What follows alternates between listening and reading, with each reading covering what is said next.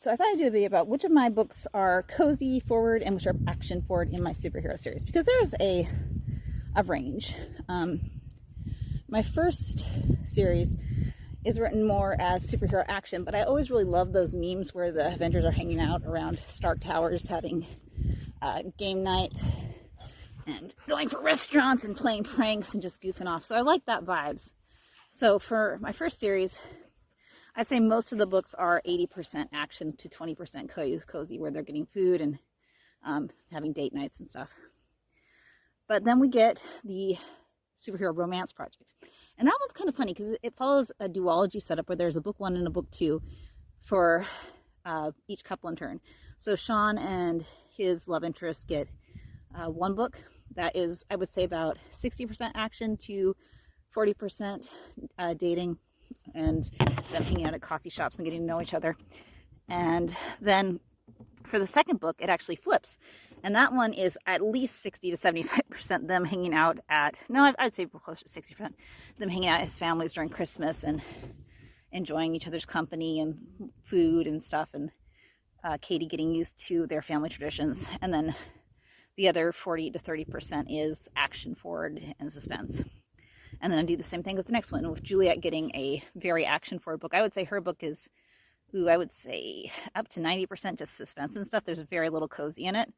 A little bit of hurt comfort, but other than that, cozy. And then the next book, the first half is her and Jake dealing with their relationship. And then about the midway point, everything goes wrong and they rush to the end. And Abigail, I would say, is another one where her first book is 80 to 75% to maybe even 90% action and adventure, with a couple of nice moments in there for her and Mako to get to know each other. And then the second book is very, I'd say 60 to 70% family drama and cozy. And then the last act is them in the escape room trying to survive. So then we've got the romance series, which can be as little as 10% action. Sometimes there's just a superhero fight right at the beginning and right at the end, and the rest is just dating and romance stuff. And then we have the young adult series. I would say that one is also skewed more towards action. There's less of a focus on romance. I don't think there's no romance in the Supervillain Rescue Project, which is a 4-book series starring Jake, Lale, and Marco.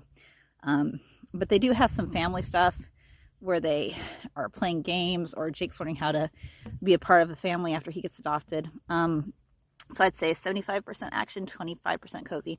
And then finally, there's Game On and Game Changer, which the first one is a little bit lower stakes with them being in a competition. But the competition I still think is very action forward, and it kind of starts right off the back. So I'd say that one is 80 to 90% action.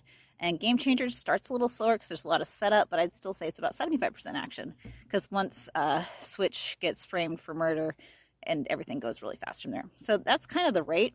So if you want action pack, I'd say go for my young adult series or go for my original series, which starts with Reformed. If you want something a little cozier, either the Park series or especially the superhero romance project, which is the books. The first one is a superhero for Christmas, and you can tell that's just going to be cozy. So that's what I get. Thanks. Bye.